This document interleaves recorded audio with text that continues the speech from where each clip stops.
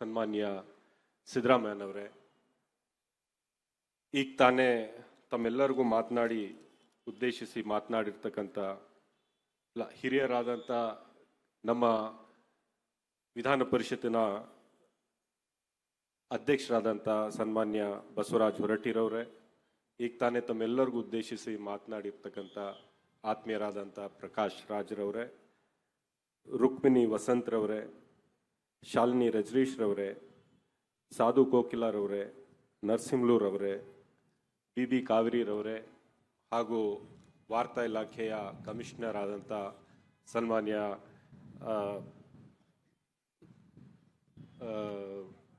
ಹೇಮಂತ್ ನಿಂಬಾಲ್ಕರ್ ರವರೇ, ಆತ್ಮೀಯ ಬಂಧುಗಳೇ, ಇಲ್ಲಿ ಸೇರಿರ್ತಕ್ಕಂಥ ಸಿನಿಮಾ ಜಗತ್ತಿನ ನಿರ್ಮಾಪಕರೇ, ಕಲಾವಿದರೇ ಹಾಗೂ ಸಿನಿಮಾವನ್ನು ಇಷ್ಟಪಡ್ತಕ್ಕಂಥ ಭಾಳಷ್ಟು ಸಾಮಾನ್ಯ ನನ್ನಂಥ ಸ್ನೇಹಿತರೆ, ಎಲ್ಲರಿಗೂ ನಮಸ್ಕಾರ.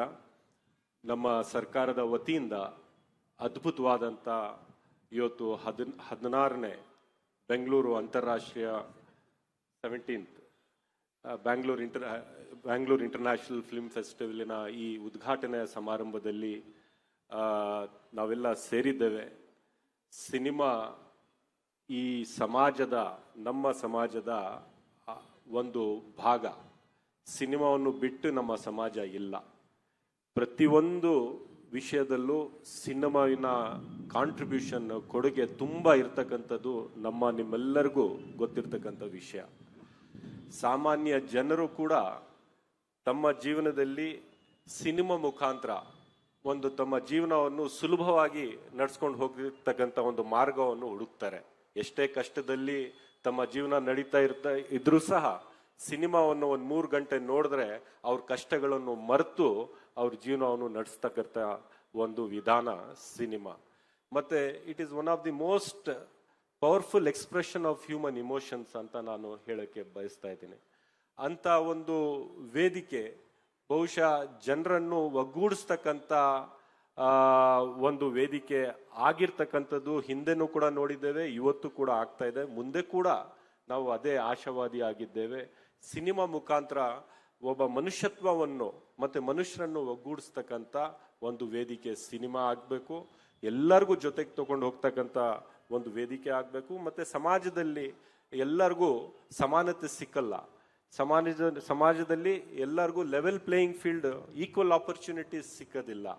ಆದರೆ ಸಿನಿಮಾ ಮುಖಾಂತರ ಜನರ ಕಾನ್ಷಿಯನ್ಸ್ ಅನ್ನು ಕಟಕ್ತಕ್ಕಂಥ ಕೆಲಸ ತಾವು ಸಿನಿಮಾ ನಿರ್ಮಾಪಕರು ತಾವು ಮಾಡಬೇಕಾಗುತ್ತೆ, ಕಲಾವಿದರು ತಾವು ಮಾಡಬೇಕಾಗುತ್ತೆ ಅಂತ ನಾನು ಇವತ್ತು ಹೇಳಕ್ಕೆ ಬಯಸ್ತಾ ಇದ್ದೇನೆ.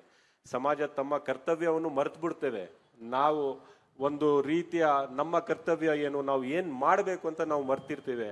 ಆದರೆ cinema should be the mirror to us. ನೀವು ಮರ್ತಿದ್ದೀವಿ ಅದನ್ನು ನೀವು ಸರಿ ಮಾಡಿ ಅಂತ.